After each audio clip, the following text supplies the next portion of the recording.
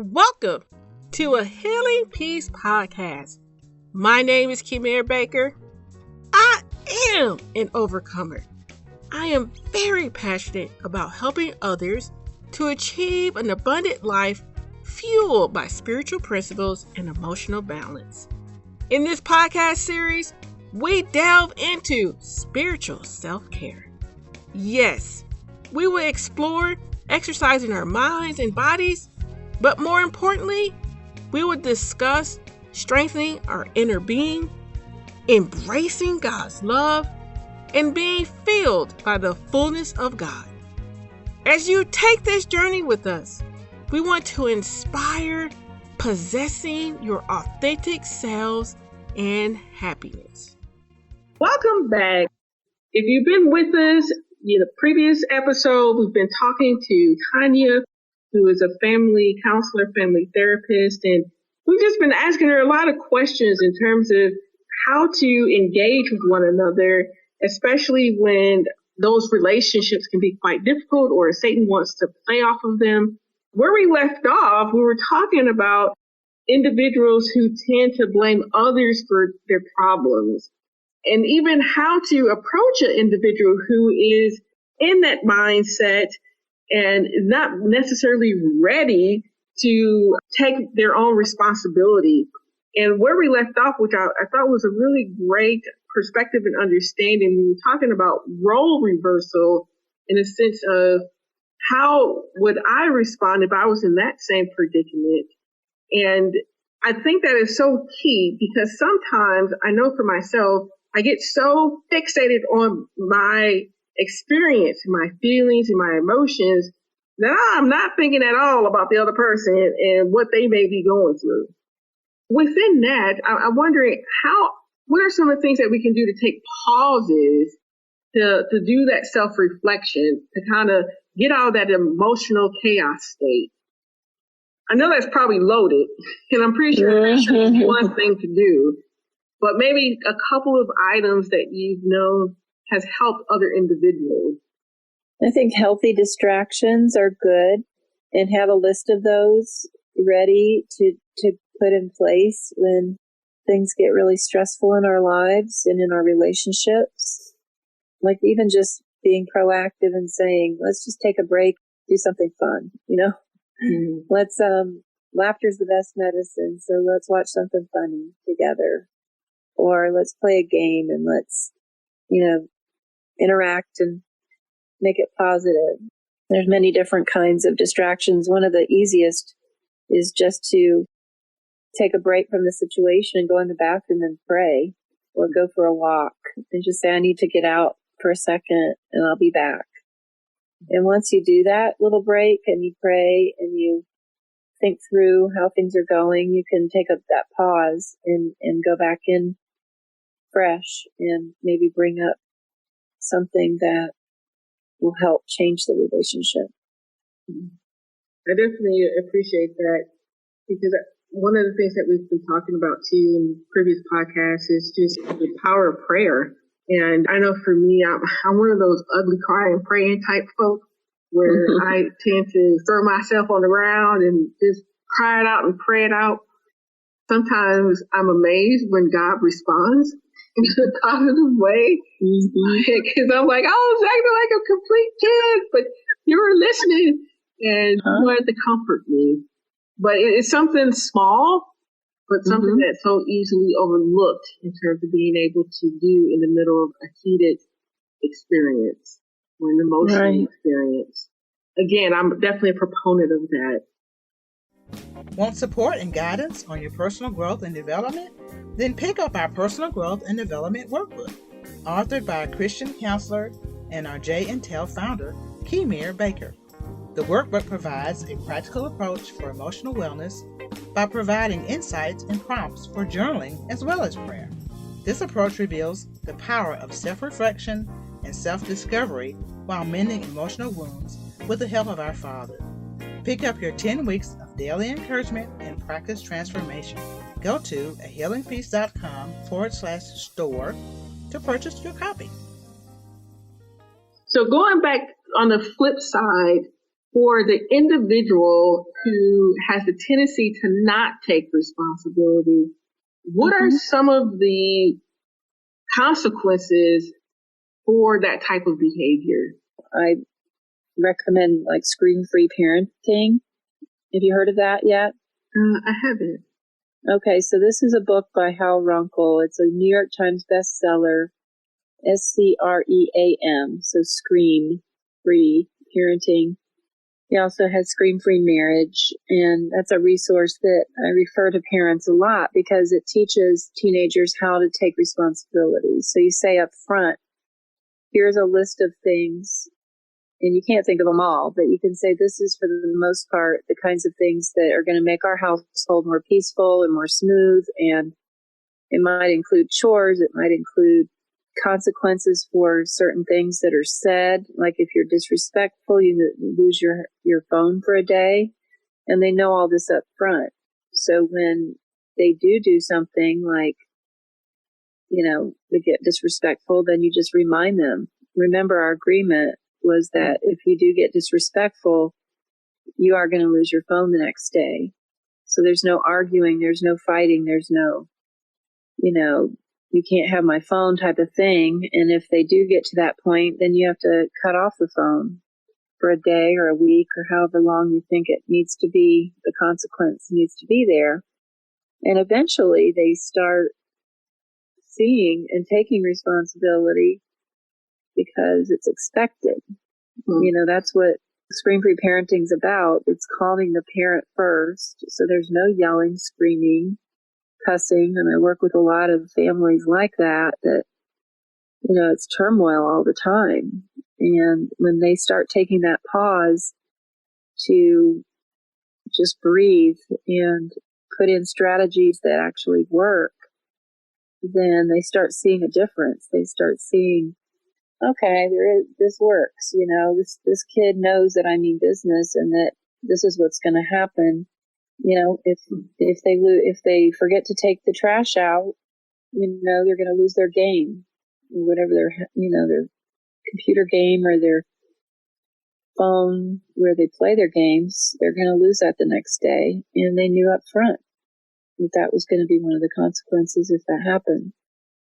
As you say that, one of the things that's coming to my mind is the importance of establishing, I think, consequences versus just walking away and thinking, oh, I'll just deal with it later because I'm just too tired. But coming up with a game plan throughout versus when it's, too late kind of thing. And again, I think that kind of goes back to what we were talking about in the beginning, which is, putting in the work. Yeah.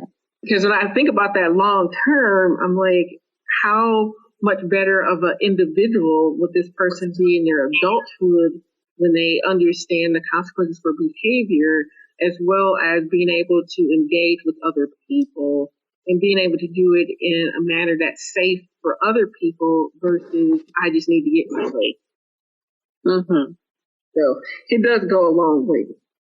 Oh yeah. Yeah. Well, let's move on to the third topic, which is minimizing or denying our problems. So what are some of the consequences for this type of understanding in our family dynamics? Okay, so basically this one means asking questions of those we love the most. Tell me what you think I can work on. It's humble. It's open. You got to be ready for what they have to say. Like being content. Letting go is another one. Thinking what's best for someone else and not just for myself. So it always comes down to being humble and unselfish, denying self, but at the same time speaking up for what we think and feel and what we need. People still have a choice on how they react and how they live. I think just keeping the lines of communication open so that bitterness doesn't fester, so that anger doesn't cause a bitter root to grow up between you and the person that you love. Sure. And I kind of want to fish out a little bit more in the sense of, or going back to the basics, what would be one of the reasons to why we want to deny or minimize what's going on with this? Mainly, I think it's thinking of what we want as opposed to what the other person wants. Sometimes that's all it comes down to. But then when you look at the bigger picture, it might put a different perspective on it. Like, why is this person wanting this? Why is this person feeling this way? And what can I do to help, if possible, relieve that stress or that hurt or that negative thinking? I'm thinking through your response, and I hear your response from the angle of helping the other individual out. But what about if we didn't have that support system? What are certain things that we can do to kind of help move us forward from that way of thinking or being? Oh, goodness. It's loaded. It's very deep. It is deep. It brings out the deepest thoughts and feelings that we have. And life is short. I mean, we really need to live our lives in such a way that brings us happiness, right? Mm-hmm. It's not the whole goal, purpose in life or anything like that. But I think it's important to let our needs be known. And we can do it in a very respectful manner. It's still up to the other person whether or not they change or they help you on that journey if they have any part in it. I'm thinking of all these examples in my head, so maybe I'm not being very clear, but those are some of the deepest things. Even therapists have to go to therapy sometimes because we have our own issues, and sometimes we don't think about dealing with those when we're helping other people all the time. Right. And that's one of the things that I notice in general for women, because we're so action prone and doers. Definitely the backbone of the family system. That's an area that is easy overlooked in terms of how I'm really doing. What's going on with me, and not being insecure about having that type of conversation or thinking that you're less of a person because you're taking this moment to think through what's good for yourself. It is hard. It's very hard to do. Yeah, that's tough living. And as we kind of transition a little bit, one of the things too that was discussed in the beginning was anger. And right. She said a lot. I was like, man, you're ahead of the game. I did know that was coming, so maybe I did dabble in that a little. So let's try from like an overall systematic approach, right? From the things that we discussed so far in terms of not being able to speak, blaming other individuals, in terms of minimizing or denying your own thoughts and feelings. Where does anger come in all those elements, or do it exist there? So anger is a very natural emotion, and it can be a survival technique for a lot of people. So it's not a bad thing. It's what we do with that anger that matters. The Bible says, don't let the sun go down on your anger, and don't let the devil have a foothold. So we don't let it stay there. It's important to get it out, but it's also important to try to deal with it by communicating with the person that we're angry with. And if we're angry at ourselves, which could be, I think journaling is one of the best things you can do to overcome anger at yourself. Because usually we're angry at ourselves because of something that needs to change, but it's not changing. Journal out our thoughts and feelings, we can kind of sometimes go back and realize, okay, this is what I need to change. This is what I need to work on. So anger can be toward other people, toward situations, toward ourselves. We beat ourselves up too much sometimes, And that anger is not healthy if it goes unchecked. And getting it out is important, but make sure that we don't stay in it. We don't camp out in it. And as you're talking about staying in it, like, what are some of the consequences when we stay in it? Well, definitely hurt relationships, bitterness. It could even cause depression. It can cause anxiety. When those things get out of control, it's very unhealthy. But yeah, it can cause families to divide. It can cause churches to divide. A lot of those things. And God doesn't want us to have divisions among us. He wants us to have unity and peace and all the opposites. So that's one thing I do study out if I'm stuck in anger. Patience and peace. I study the opposite of that. And maybe sometimes that will bring clarity to how I need to reframe it or how I need to change whatever it is. Yeah, and I appreciate you study out the opposite. And I think studying out the opposite is the answer for other traits, not just being angry. Sure. And I know when I was younger, especially as a younger Christian, you're more aware of your shortcomings and your defects. And I remember spending time like studying out all of my shortcomings and defects, and I was so depressed. Yeah. I was like, I feel so hopeless. I'm never going to change. Right. And I was walking around just with my head just so low, and it was just terrible. I think in all the things that you touched upon during our interview, it's very instrumental to look at or try to consume and learn the opposite behavior. Right. Yeah, instead of remaining and allowing ourselves to remain in that current behavior, because it really does have negative effects, not only with us, but especially with people who are around us. They can even have physical consequences as well. Yeah, it can affect our blood pressure and all kinds of physical things. That's very true. Did you know that a Healing Peace podcast has a website? You will find resources along with our very own tools and tips on our website.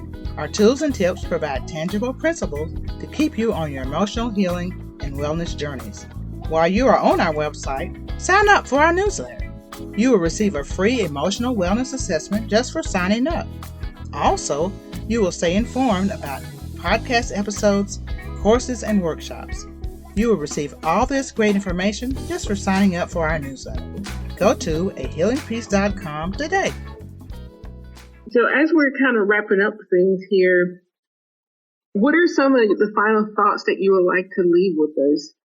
And maybe even victories that you've seen through your counseling experiences to inspire us to be able to take on these challenges.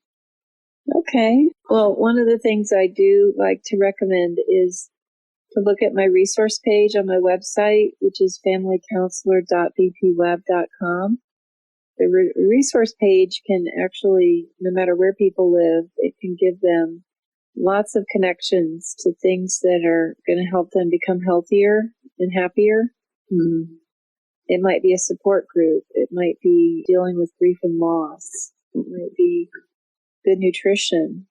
Or I recommend Tim Janis's music. It's very soothing, and it has like videos of nature to music, like nautical music. It's just very soothing. And I think that if you practice things that are going to reach all of your senses, like even yoga, Pilates. So again, the spiritual, emotional, physical, and social areas of our lives to be as healthy as possible are what's important. And we need to be proactive and not reactive to those things. So being proactive in seeking out therapy, seeking out what do I need to build a good relationship, like with my teenager. Maybe it's a screen-free parenting class, or could be just basically doing some journaling And it does reveal things that we need to take care of in our lives or in our relationships. And I highly recommend having a prayer list of people that we want to pray for every day and situations in our lives that we want to pray about. And if we give it all to God, He will bless us and He will give us wisdom, and ask God for wisdom every day. Give me the words to say and how to say them, and He will answer that prayer. Well, thank you. I appreciate for everything that you've shared with us these past two interviews and your time and your experience and the things that you've shared with us. I definitely appreciate it. Again, one of the things that I would like to leave everyone who's been listening is that I want to, it's kind of corny, but there's no shame to get help. And to be able to understand that we all have stuff that we work through. As I say this, I kind of chuckle on the inside because when I was so consumed with myself, I had no idea that other people had issues. And because I had no idea, I felt so small and so minuscule. I allowed my circumstances to continue to beat the mess out of me, so to speak. But to be able to see that, we're all in this broken world, and Satan, he has his schemes and he comes at us. But God is very resourceful, and He also provides tools and support so that we can have victory over these things in our lives. That's right. Yeah. You guys, again, I thank you for listening. We will definitely have you back